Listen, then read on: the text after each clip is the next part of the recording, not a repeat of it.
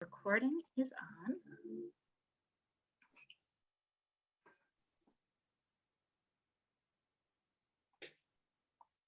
Good evening, everybody, and welcome to another night of Northshire Live. Thank you all so very much for being with us this evening. For those of you who don't know me, I am Rachel Person. I am the event manager for Northshire Bookstore in Saratoga Springs, New York. Thrilled to be here with you tonight. Before we get started, a couple of quick notes for everyone. First of all, you may see that we are recording this event for future broadcast on our YouTube channel. However, fear not, we have the settings arranged so that it only records those of us who are unmuted and speaking. So you can have your camera on if you want, and you will not be picked up for posterity, and you will not show up on the YouTube channel. In regards to that, please do use the chat throughout the evening. And if you have any questions at all, we will be doing an audience Q&A at the end of the night. You can type questions into the chat at any point, and I will happily ask them for you at the end of the evening. And then last of all, before I introduce our special guest tonight, a word of thanks to all of you. It has been a long, hard, strange year in the annals of small businesses in general and independent bookselling in particular. We're still here, our doors are still open. We can do events like this one, and that is truly thanks to the incredible effort and support of our customers, like all of you. So thank you so much for your ongoing support. Now, I am so pleased and lucky to be able to welcome young adult author Jennifer Dugan to Northshire Live tonight. I was lucky enough to meet Jen shortly before the publication of her traditionally published debut, Hot Dog Girl, back in 2019. And it has been such a joy to watch her career really explode since then, with the subsequent publication of her novels, Verona Comets, and now Some Girls Do, published just yesterday. Jen writes so respectfully for and about queer teens, and I am so grateful that today's teenagers can read her words and that I can too. Tonight, Jen will be interviewed by fellow author Dahlia Adler. Dahlia's most recent book, Cool for the Summer, just came out last week and was selected for the May-June Indie Next list, which is a very big deal in my part of the world. She also edited the recent anthology That Way Madness Lies, in which 15 YA authors reimagined Shakespeare. And she's the blogger behind the absolutely indispensable LGBTQ Reads blog, which I have turned to more than once when stumped by customer questions in our kids and teens. Please join me in welcoming them both to Northshire Live. Thank you. Thank you for having us, especially me. I'm such a guest. I'm like, this is not my neck of the woods. I have never been. This is very exciting to me. Yeah, you're way upstate now. Yeah. We call upstate like 30 minutes north of the city. So now I'm learning what it really is, sort of, You're from like my Canada, Westchester. Yeah, house. Okay, so for anybody who might still somehow, despite being here, need to be convinced to pick up a copy of Some Girls Do, can you give us your little elevator pitch? So Some Girls Do follows Morgan, who is an out and proud track star, and Ruby, who is a closeted bi beauty queen, as they try to navigate kind of falling in love and how that's going to work and pressures of their small town life. So yeah, that's what we do. So beauty queens and car obsession, yes, and track star. So I would love to know not just your inspiration for the book, but the inspiration for those smaller details. You always have these smaller details in your books that are awesome and that require you to like really learn about stuff, whether it's, you know, summer jobness or comics or so. I would love to know where those details come from for you in general, but especially for Some Girls Do. Well, for Some Girls Do, I love running. So I knew I wanted her to be a runner. I knew I wanted Morgan to be a runner, although I like to run like deep in the woods. And then since I set this, the time of year I set this in, I actually had to do a track season, which I didn't know a lot about. So I'm like, okay, what do we do like in high school track? Because I just like run in the woods with a bunch of like deer and snakes and stuff. And then for Morgan, for Ruby, I really wanted two kind of opposite things. So I was like, okay, we have the beauty queen, which is like stereotypical, like feminine. And then, you know, cars are considered like often wrongly just for dudes. So I really wanted her to kind of embrace both sides. And something in the book that was important to me was, even though, you know, the pageantry stuff is really coming from like pressure from her parents, it's not that she's not a like a not like other girls girl. Like, she still loves the makeup, she embraces that side of herself. It's just specifically the pageantry, like the pageants and competitions. So I really just wanted these two girls that are really like just super well-rounded, you know, girl figures to look at that are doing it all. Oh, I love that. That's really cool. And speaking of doing it all and having them complement each other, a bit of a craft question for you, because now you've done dual POV, which is where you tell a story from two different perspectives, now more than once. So I don't think people realize what a challenge that is as an author to really differentiate those voices. And I think it's especially challenging if you write characters who are of the same gender and, you know, they have in common certain things like being in competition and obviously queerness, although the approaches are very different. For you, how do you make that differentiation when you write different characters? Is that like a conscious thing for you? Like, this character is going to do this and this one is not, or how do you go about it? Yeah, it's really, well, I was sort of spoiled because Verona Comics, I knew, which was last year's release, I knew I wanted to do dual POV, and their voices are so different. Ridley is such an anxious mess that there's no way you could ever mix him up with Jubilee. Like, never would you be like, what chapter am I in? So I was like, okay, this is so easy. I don't know why people are like, oh, dual POV is so complicated. And then I wrote, like you said, two girls who are both competitive in the same high school. And I was like, oh, okay. Yeah, no, this sucks a little. Like, this actually is kind of hard. So music is like a really big part of my writing process. So for me, it was really nailing down two completely different playlists. They like really different, you know, they relate to the world really differently. So it was really just trying to get in their heads and coming up with little tricks to do that. You know, like, one of the things that I do when I'm first starting to like, not when I'm drafting, but when I'm just sort of still daydreaming about the book, is I do a lot of things to sort of live with the character so I could see how they would interact. So I'll watch movies that they would love and listen to songs that they would love, or pick up like a mechanic magazine that she would love, or, you know, learn about different types of soaps that mechanics use that won't dry out their hands because she has to be a beauty queen the next day. So those little things really helped, I hope, make their voice sound very distinct and authentic, because once you really get into their heads like that, the things that, you know, Ruby is going to say, even, you know, even the way that she's like thinking of metaphors and relating to things is going to be completely different, because she just has a totally different frame of reference. But it was hard. This time was really hard. And my next one, I deliberately took a break and just wrote single POV. Good for you. You've earned it. Okay. I am going to take a little breather on this one. I'm just going to deal with one girl's head. That's legit. That's fair. You have totally earned it. I'm glad you eventually understood the difficulty. It's real. It's a real thing. Yeah. Yeah. And speaking of the journey of your books, so something that I think is really interesting about your body of work as it fits in queer YA is, I think for so many people, writing like a coming out novel tends to be their entrance into queer YA, partly because I think it just feels like a natural starting point, and partly because for so long that kind of was the only way to get to write queer YA.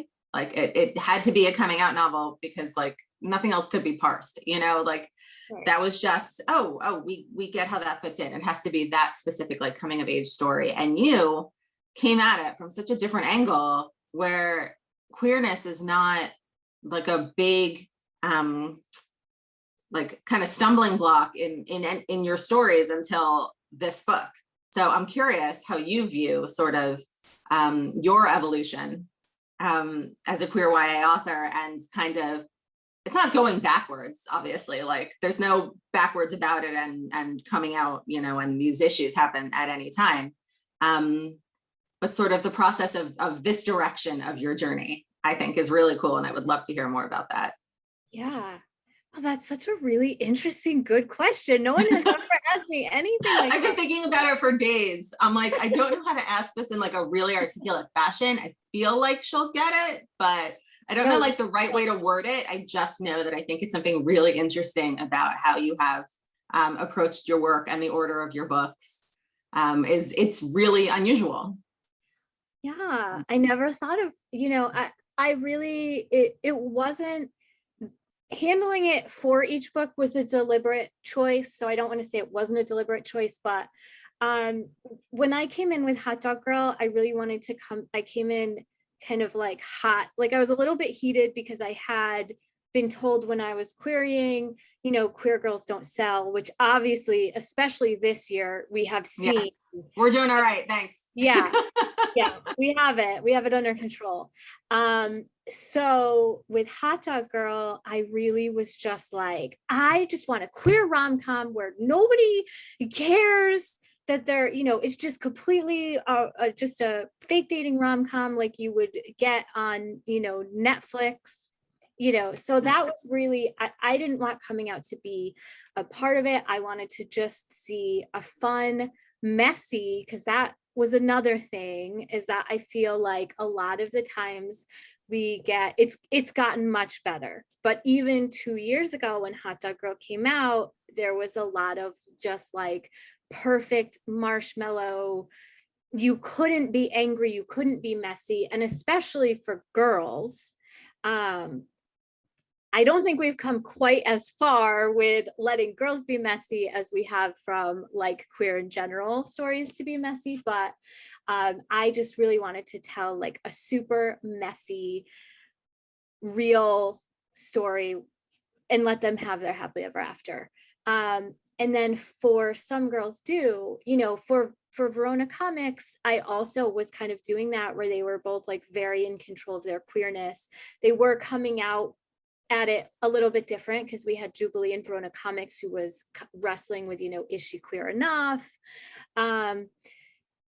You know, and then for this one, I just, coming out is never, you're just never done. Like you choose forever. Every new person you meet for the rest of your life, you have, you know, is this a safe person to come out to? Is this, you know, so I'm like, okay, I want to talk about that. And I also want to talk about the privilege of coming out. And I think we've got some really, really great coming out love stories.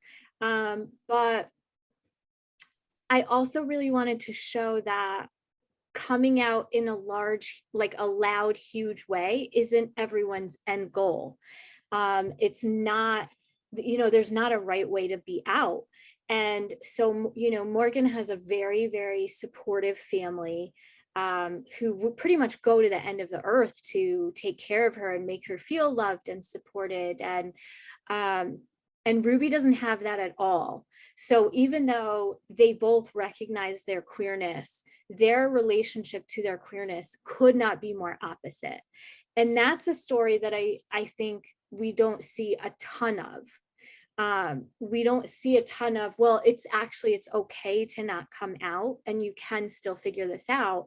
And that's something that queer teens deal with a lot because they don't have that autonomy. You know, they're reliant on their parents for survival, food, money. Most of them, you know, most teens, if their parents are like, we're going to cut you off if you step out of line, that's it. They can't step out of line. So I really wanted to show how you can navigate a situation like that and how a happily ever after you know, it doesn't necessarily mean screaming I'm gay from, you know, the top of a mountain, you know, to the entire school. Sometimes it can be really, really different, and it still is extremely valid, and you can still sort of have your epic love story. Yeah. I keep seeing your nails and I am wondering, do they match your book cover? They do. They do. You always have the most amazing nails going on Instagram, and I had to know, what are you wearing? Yeah, so these are Not so sorry. That was such a shift from your wonderful serious answer. Yeah. So but they're just so noticeable. My nails look like this. So there's like one chip tan, one hand never attempted. I like do my nails when I'm on long work Zooms that are like one-sided. So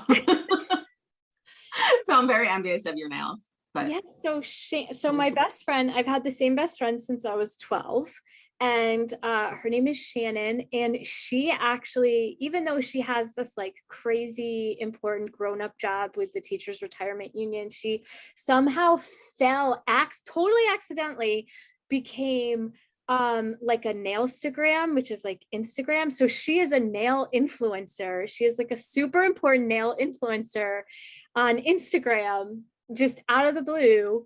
This was like our pandemic hobby. She obviously much better at it than me, because now she gets like, I don't know, you're who I think of when it comes to like books and nails.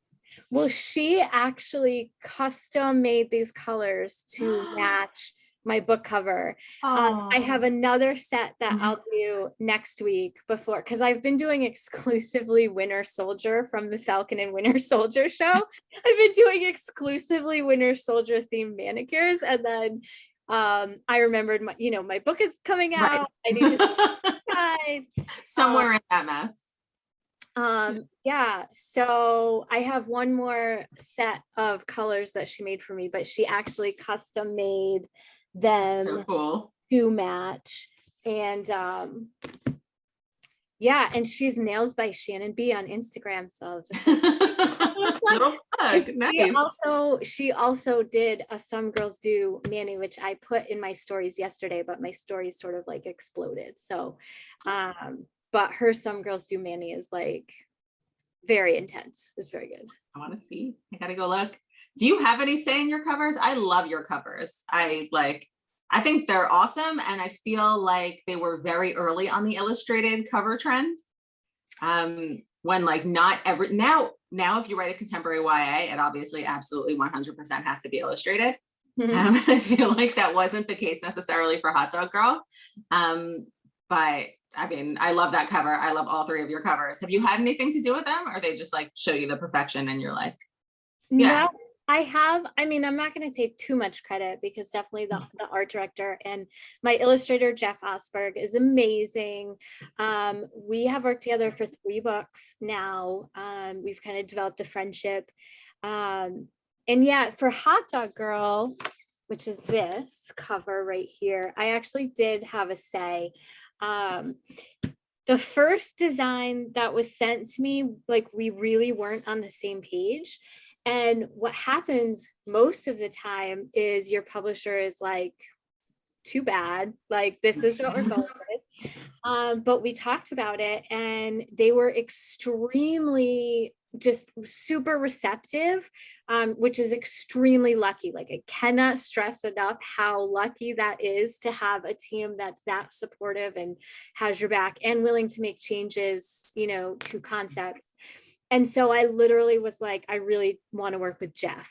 And they were like, all right, let's see if he's around. And I was like, did that just happen? And then my other big request was that I really wanted it to be like by flag colors. That was my next question. I was curious. So that's really, a lot of where I wanted to lead was I was curious, because I absolutely stole that from you for Cool for the Summer. I was like Hot Dog Girl, how it's bi-coded. I want that. Yeah. They're color coordinated, right? They are. Aren't they beautiful next to each other? But I love that. And you've actually, Some Girls Do is not only the first book where like queerness is like, more of an issue, but the first one where it's not passable as under the radar, I think, which is, I think, just one of the most interesting conversations in YA, because I feel like there is no right answer. Should books be super queer looking so that you know how to find it and you can easily spot it on a shelf and take it home? But then what if it's not safe for you? But then how will you find it if it's not? So I feel like with your bi flag coding, you found like the perfect way around it.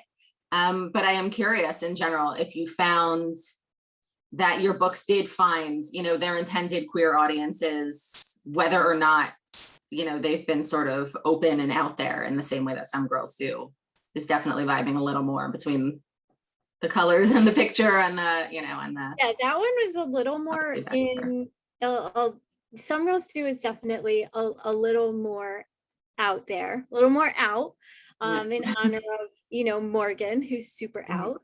But yeah, it was really deliberate with Hot Dog Girl, because I was really worried about the kids that needed this book, the messy, anyone, but particularly messy kids that might not have the best home life, because Lou and Hot Dog Girl doesn't have, she has an absentee mom.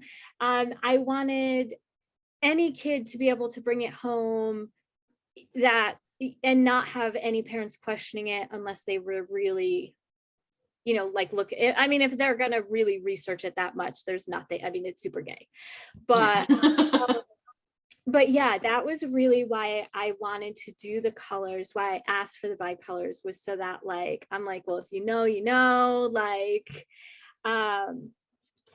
but yeah, so I think they have really found their audience. I was surprised by Verona Comics really did get embraced by a lot of queer teens. I think I hear, surprisingly, I get the most emails about that one, and that one is that's this cover. For anyone who doesn't know, the paperback just came out like a month ago. I don't know, time is a flat circle, but semi recently this paperback came out, but it's not, that one is the, I think, the least queer coded of everything, even though it still has two bi main characters, but people are finding them. I'd like to think that people are really just know that they're going to get a lot of queerness in my books now when they see my name. But I do think, Hot Dog Girl and Some Girls Do had an easier time finding their audience, from the jump. So yeah, so I think there's been some difference, but we get there. Yeah, word of mouth gets the queerness out. And speaking of Verona Comics, a question that's obviously fun for me. So I was actually not expecting Verona Comics to be as Romeo and Juliet as it was.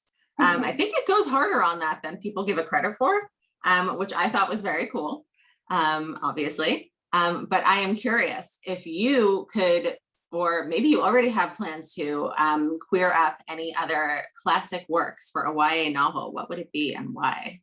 Oh man, I don't know. I think, well, I recently texted you, actually. It was asking you about, because the great thing about being friends with Dahlia is that sometimes if you don't overdo it, you can use her as your LGBTQ reads. She's very, and you were, even though you were I did do a post on this, but I was saying, I wasn't chiding you. I just wanted you to know the information was all there with links to Goodreads. Yeah.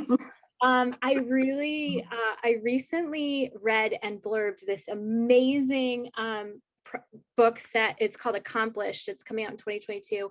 And it is Pride and Prejudice. It's set in the Pride and Prejudice world, but it's from Georgie Darcy, his little sister's perspective.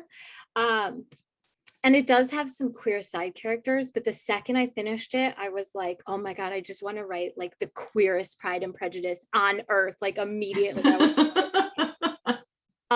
So that is one that I would love to do. I'm also obsessed with Rebecca, and I would love to some kind of, Rebecca retell. I don't know. I would just like to take all of the classics and make them very, very gay. I think. Yes, please. I think that would really, and it really any of them. Give me any of them. Okay. Put me in, coach. I'm ready. Yay. There's been a lot of classics retellings from more marginalized perspectives, but there's definitely still some that have yet to be queer. There was a great Rebecca one recently, but not queer. Oh, yes. Yeah. Are you talking about I Can Zoe Spano? Yes. Yes. I read that. I did not know that was a Rebecca retelling, and I had it on my audio, and I finally got a break from Blurb Books, and I'm like, started listening to it, and I get like a few chapters in, and I was like a total like shocked Pikachu. Like I was so hyped because that's one of my favorites. That's one of my favorite stories. Isn't that the best? But speaking of things, well, I don't want to say things you blurbed because that sounds leading, but in general, YAs you recommend? Let's take a little break and talk about some that you love, because that is my favorite subject. Yes. I must have some recommendations stored up. I do. I actually have a stack on my desk. Well, this first, I don't know if you've seen this. I was not leading to it, I swear. If you look on the back, there is a blurb. Not that this is where she was going, but I did blurb this book. This is one of my favorite books of the year. It's super bi. Definitely get this. Everyone should get it. No bias at all. No bias. See what I did there. Another book that came out yesterday that I did blurb this too, actually, and I'm obsessed with I am also obsessed with it. It's so good. I've been trying to push it in everything I do. I'm going to make like a special post for it. Because I don't know, like, I don't want this one to fall under the radar. Because that's what I keep saying. It's like, exactly. You see it happening and you're like, no, I will not let you go under the radar. You are too good. Yes, it's so good. And I told Rachel yesterday, I was asking about it, and I'm like, stock this book.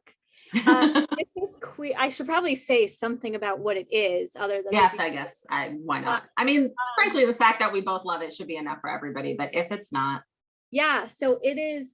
It's like a girl band, and two people in it used to date, and so not only did the band break up, but they have broken up, and now they're getting together for this like charity reunion. They're suddenly in each other's lives again, and it is messy and awkward and fun, and there's songs. It's great. Yeah. And they're all queer, and one of them is non-binary. So then there's also that added exploration of when you build your identity as a girl band, what happens when you're not all girls? Can you build yourselves up? Can you reunite but be something else? And it's so good. It's so good. It's so good. And then my last rec would be, this one comes out in I haven't read it. You haven't read it? Okay. I have it, but I haven't read it yet. So because it was originally coming out in July, and I wasn't touching my July books yet. So this Poison Heart, I do want to warn you that it's a duology, which I forgot about. Yeah. And then the book ends, and I was literally texting Kaylin, like, I need you to immediately call me and tell me the rest of the book. But this one, what I love about Kaylin, her books are super queer. Cinderella is Dead is her other one, for anyone who's not familiar. Yes. And I'm obsessed. I just did an interview with Culture S, I think, and they were like, do you have a book rec? And I wrote like an entire, I don't know how they're gonna add that. I wrote like an entire essay about her books. But definitely get this one. This one deals with like Greek mythology. The first one dealt with the Cinderella fairy tale. And she takes everything that you think you know, all the common knowledge, uses all these common things that you totally like, are like, oh, I know this. And then she flips them on their head completely. It's amazing. So good. Yeah, so those are my biggest like must read.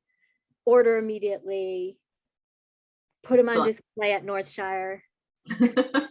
No pressure. Little pressure. Excellent choices. Okay, so I want to go back to your crafting again, but this one is a little more of the literal how. So I feel like every time that we text, you are sitting in a car. Yeah. Like, running your entire authorial business out of it. How do you do that?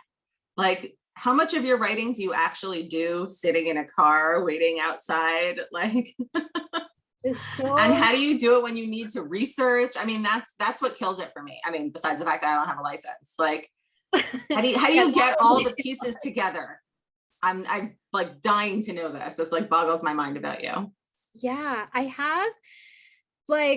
have sort of like a writer bug out bag that I keep stocked with like my pens and like all that kind of stuff. So that's always, it's basically like an author diaper bag. Like I'm very prepared.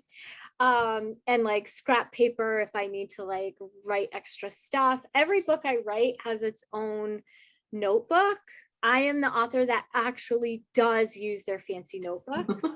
So so that makes it easy because everything is in one place, like any notes to myself that I make while I'm working. And then I upgraded my cell phone plan to have a hotspot so I can run my laptop off of it. I love picturing this. Yeah. And so I really have it down. If I slightly recline my seat and put it all the way in the farthest back position and sit crisscross applesauce, I can then use my author diaper bag as a desk and put my laptop on it. So I really truly do have it down to a science at this point. I know where to park in the various parking lots, where the sun is going to be at certain times a day. Like at this point, it's just so much of my life is sitting outside of places, waiting for my family that I've just had to adapt, you know, even in the before times. You know, I used to be able to go inside and do things like on bleachers or things like that. But I think I've adapted. I've made my car office work. Clearly. Yeah. But yeah, I always have my, I always have my notebook, my laptop, and then I have a blurb book because if my mind starts to wander too much, then I will just stop what I'm doing and read. And then I'm like, I'm still technically working. That totally counts as working. Right. 100%. I say as somebody who currently owes 5 blurbs. Definitely counts. Yeah. Yeah. I have 4 due June 1st and 1 due June 15th. And I'm like, all right, I don't even remember read these. I feel like they're suddenly coming in waves. Like you don't get one at a time anymore. It's just like one day 3 come. It's all good. Yeah, but I don't think people realize quite how productive you are in a car. Okay, so forgive me because I don't remember how much of what you have coming you can share, but maybe you can share some things and tease some things and give people an idea of how much you are actually accomplishing in that car and also branching out. Yeah, there's a lot of things. There are a lot of things in the pipeline. One thing that I can talk about is next year, Coven comes out, which is my only officially announced project so far for 2022. It'll be out in August, and that is a graphic novel full of queer witches. I'm working with Kit Seaton, who's amazing. I cannot wait till we can start showing you guys teasers. It's her work is amazing. And there's a grumpy cat in it that literally like steals the show. I can't even handle it. If anybody who knows me knows how obsessed I am with cats. So when I wrote this cat in, because when you're working in graphic novels and you have panels, they call them like talking head panels, where it's just, you have to get a bunch of dialogue. You have to get really creative to make it not look boring. So for me, the easiest way to do that is to put in a cat, because I love the cat. And I can be like, in the background, the cat is like pawing something or stepping on them. And so it's like this fun trick that writers of graphic novels do just to keep it visually interested. And so her art is so amazing. so I'm super excited about that. That one is like a California teen witch who's kind of living a normal life away from her coven. And then there's a murder and her family has to move back to upstate New York. So she's completely landlocked after being this little surfer girl. And she has to rejoin her coven. And then she decides the easiest way is just solve this murder herself so she can get back. Because obviously she thinks, you know, she's 16, her parents have no idea what they're doing. So, and hilarity ensues. And it's a great like found family, coming of age, super queer graphic novel. I do have, as I mentioned, I have a single POV YA book, which I've mentioned. I think we'll be announcing that hopefully pretty soon. We've settled on the title. So I think I see that Lizzie is in here, who's my publicist. So I'm trying to behave. But yeah, I'm so excited about it. I could say that it is another like queer girl rom-com messiness. And then there are several other things that are in the works that I don't know how publishing works. If anybody doesn't know, is that these things happen and then a lot of times we can't actually talk about them for like 2 years. One of the things that just happened that I'm so excited about, I honestly do think it's going to be probably another 1.5 years before I could talk about it, but I think you'll definitely be hearing about some of this stuff soon. And I am looking into kind of branching out. I wrote you know, nothing has happened with this, but I am exploring like queer adult romance. So that is something that's very much on my radar. But that is really right now just like a whisper of a thing that's not even like a thing that remotely exists. But I mean, if you need somebody to whisper really loudly, do it in your ear, by which I mean your text inbox like every week or so. I am prepared to take that on. Yeah, no, I can do that for you because that's how much I care. But it really is wild how much I'm like, every time we text and like Jen mentioned something new, I'm like, can you just remind me which of the 50 things that is, and is it secret, and is it like? Yeah, I have a spreadsheet because I don't even know. Like I was writing up a tweet teaser. That is a mouthful. And then I realized like this project is not even remote. Like this project is not even remotely public. Like, and I'm about to just, cause I was working on it and I was so excited. And I had worked in an Easter egg and I'm like, I'm gonna tell people about this. And I'm like, no, not even close. No, I'm gonna just text Dahlia this Easter egg. Thank you. Easter eggs are my favorite.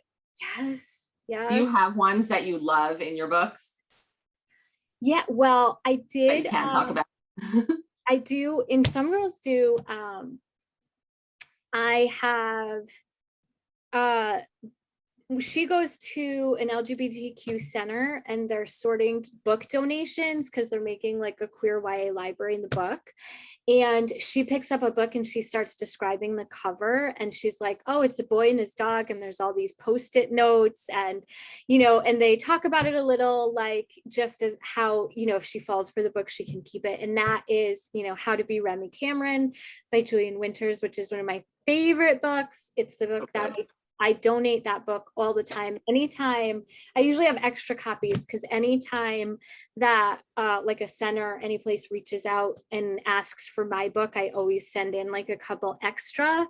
And that's one that I like, it's just deals so with a boy, you know, trying to find his identity, and the Post-it notes represent like different facets of his identity. And it just explores it so well. I think he would be great friends with Ruby, to tie it back to my book.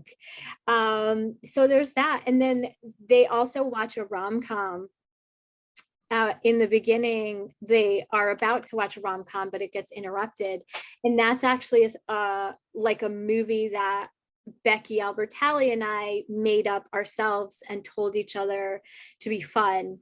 That's what we do. She even made a poster for it, which I think I'll see if I can get her to actually like post that publicly.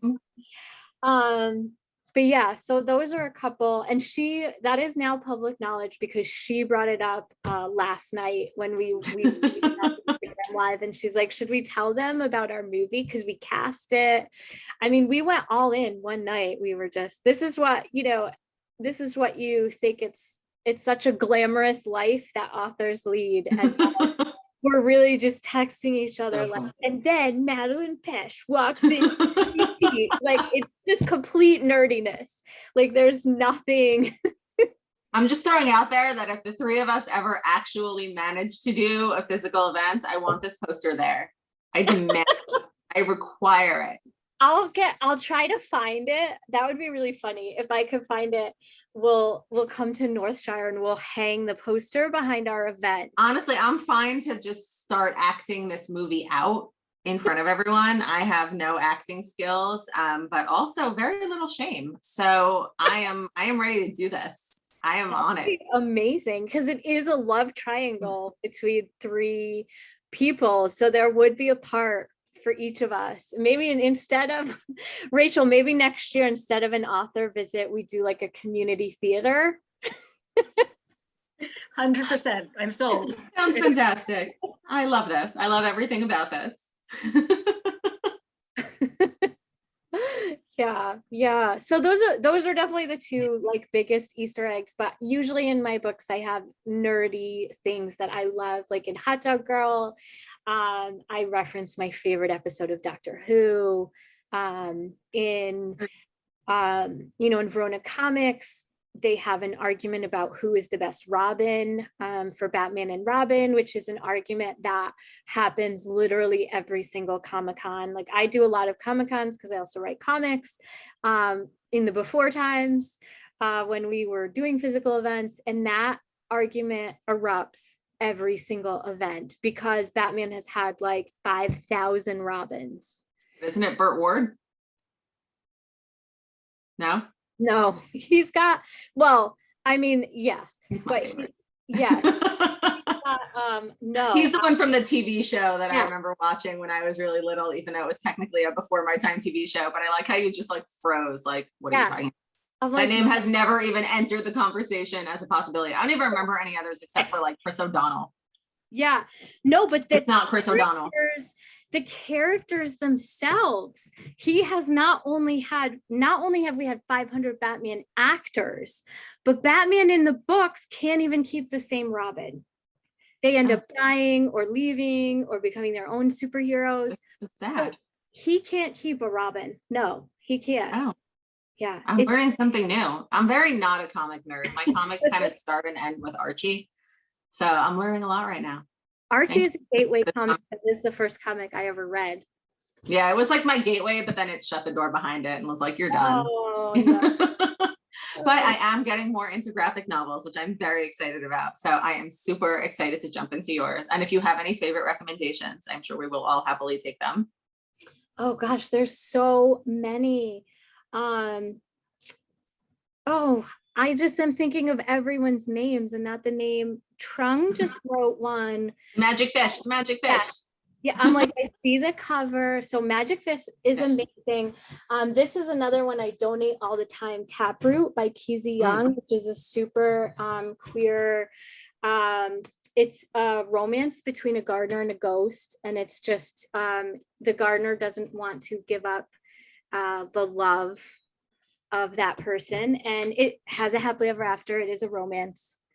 It is a true romance.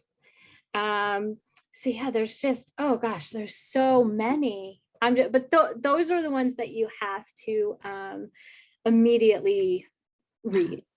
That's fair. I will throw Mooncakes out there by Suzanne Walker and Wendy Xu. That and Flamer by Mike Curato are and the Magic Fish are like my trifecta until Kevin comes along. And then I will have a fourthecta. Perfect. I really look forward to it. And I'm really looking forward to Squad by Maggie Takuta Hall. Definitely have to give that a shout too. Yeah, I can't have recommendations without giving 50 of them. Yeah, I just love how we're starting to see like more and more like YA graphic novels. I love that that's like really exploding because that is a really good there are just some people who can't sit down and absorb a full print story. And so even from an accessibility issue, graphic novels are amazing, and they absolutely, it drives me nuts when someone says that doesn't count as reading. Like, that's absolutely reading. It's so maddening. I'm like, also the visual nature, it's not even just like they can't absorb a full story, but the visual nature just adds more for some readers. Like, right. It's not particularly how my brain works, although I do love graphic novels now as I actually read them, and I'm like, oh, hold on, these are fantastic. Because I did kind of have in my head the thing like, yeah, these are for, if I don't want to read so much words, like, but it's just so not what they are. It's just, like a story made complete with illustration, and it's they're beautiful. Kit, I consider Kit, who is my artist on Coven, like I truly do see her as a co-writer, because everything from the body language, some of it I was able to really choreograph, but I also was very clear, like, go off, this is your area of expertise, so you're not tied to my stage directions. But it just brings so much to it. All of the tiny details, like you talked about the tiny details, and some girls do, just altering someone's eyebrows can completely change the way it reads. It's just so fun. It's so fun. Did you come to graphic novels like from comics? Did that just feel like a natural transition for you, or did it feel like you were taking on something that was totally new for you? No, it was really, so what happened was, so I have a comic series called Circadia. It's a complete mini series that I put on Kickstarter, which is a crowdfunding site. And so it was very, very successful and popular on that. And I was shipping myself by hand, like hundreds of comics a week. And so Coven originally was going to be my follow-up comic to that. And I was just talking to Stephanie, who is my editor. And I'm like, I just absolutely cannot keep mailing these comics. And she was like, well, if you ever want to, talk about that. That's the ideal right there. Yeah. And I'm like, you want to take over shipping? I was so excited. I'm like, we could definitely make this. But the experience has been so completely different. I was really excited because Stephanie Pitts, who's my editor, we work so well together, and I was so comfortable with her. So I was really excited. I knew she would push the story, and she really did help me develop it in really amazing ways. But it is really different. A graphic novel is really different from comics, because in comics, I'm very worried about telling the story in 20 to 22 pages, ending on a cliffy so they buy the next issue, get in and get out. What do they actually have to know? And then the graphic novel is a lot more like writing a regular novel, where I have room to stretch out and yeah. So it was really different. Every step of the way, I was really surprised at how different it was. And it was really fun. It is really fun, and I'm very excited. I'm very excited to see the end product. I can't believe it's finally going to be here.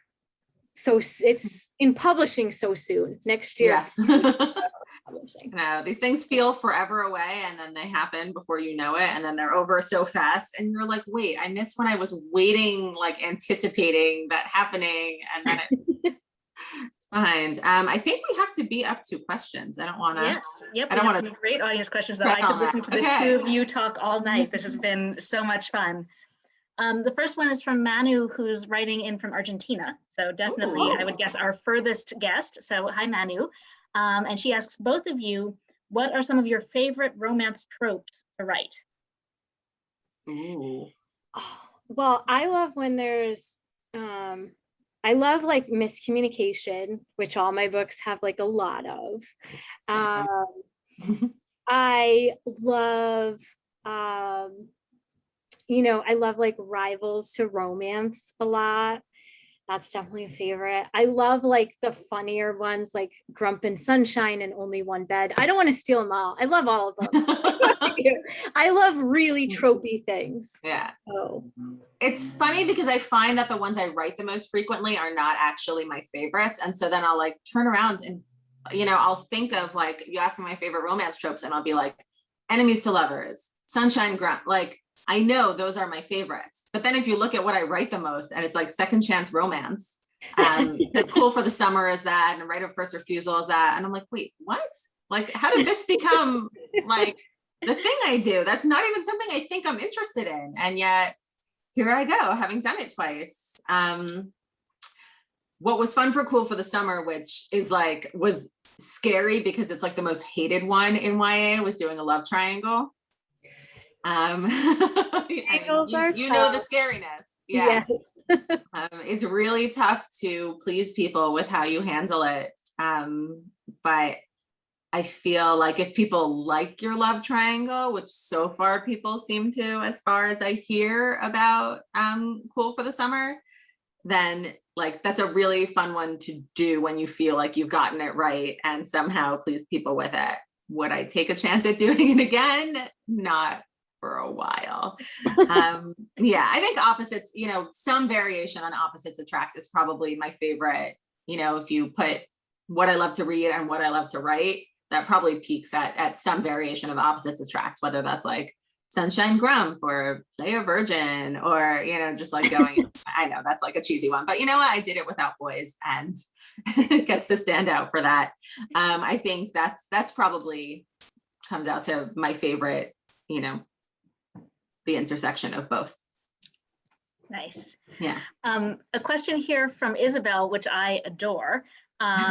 It's sort of a favorite in the chat. Everyone else is like it too. If the girls from Some Girls Do and the girls from Cool for the Summer met, who would click the best? Oh my gosh. Oh my gosh. That is a good question that I have to leave to you. No, I don't know. Oh, you do have to leave it to me because you have. Oh my God, that's an impossible question. Well, I can add I in feel as like a we're just related in for an question. awkward. I think we're in for an awkward double date to start. Yeah, I think. Yeah, I think that's where we're kicking off because like there's not actually that much in common there.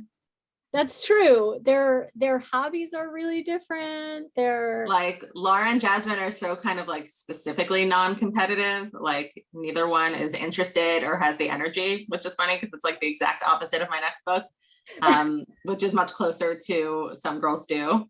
Yeah, they're really like, I'm like a little sad we wrote girls. I don't know if they would be tight.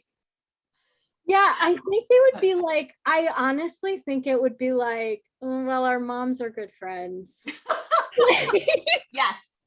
Yes, it would be that kind of thing. Or like, it'd be like, we're the queer girls here and everybody feels like we have to be. That's who they would be. Oh my God, that's so sad. We'll have to coordinate better for the future releases. Oh yes, that's fine. I think the Some Girls Do girls and the Home Field Advantage girls, which is the tentative title for my next book, would actually be friends. I feel good about that. And I think, I think my Redacted girls and my Cool for the Summer, I think we flip-flopped the year, okay. Honestly. All right, so when we're doing our paperback releases, we'll work on this. I'll make a note of it for that event. We'll be more strategic, yeah. Similarly, Kate asked if your characters could hang out with characters from another piece of media, who would they hang out with? Oh my gosh. Well, my girls are obsessed with Kay Stu and Madeline Pesh, so they would want to go to like Riverdale or Twilight or just anywhere in Hollywood.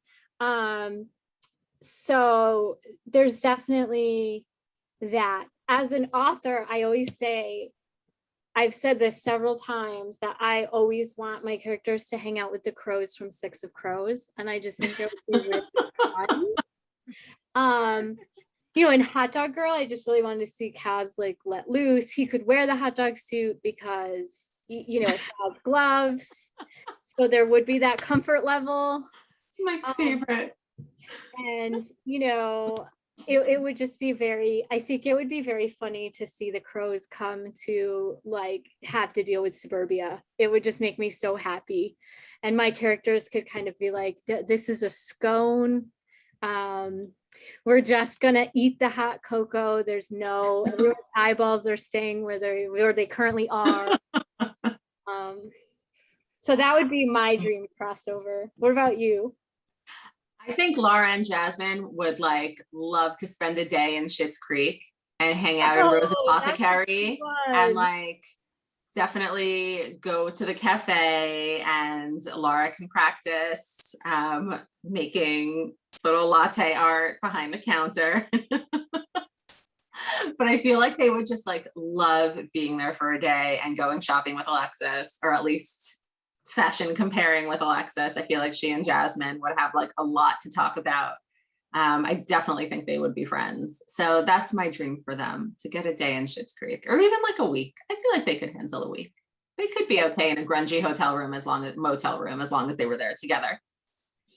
Yeah, and they need time to write their like little bit of Alexis verses. Yes. So they can add definitely. I think Laura would require approximately like half a beer before she started performing a little bit of Alexis. A little bit of Laura. She's there. I see it, and I love it. This is beautiful. And then we'll swing by in like a minivan with the crows. I'm into it. There's definitely a place for them in Schitt's Creek somewhere. I see it. I love it. We are just about out of time, but there's a last really great question from Valerie that I'd love to get to before we wrap up.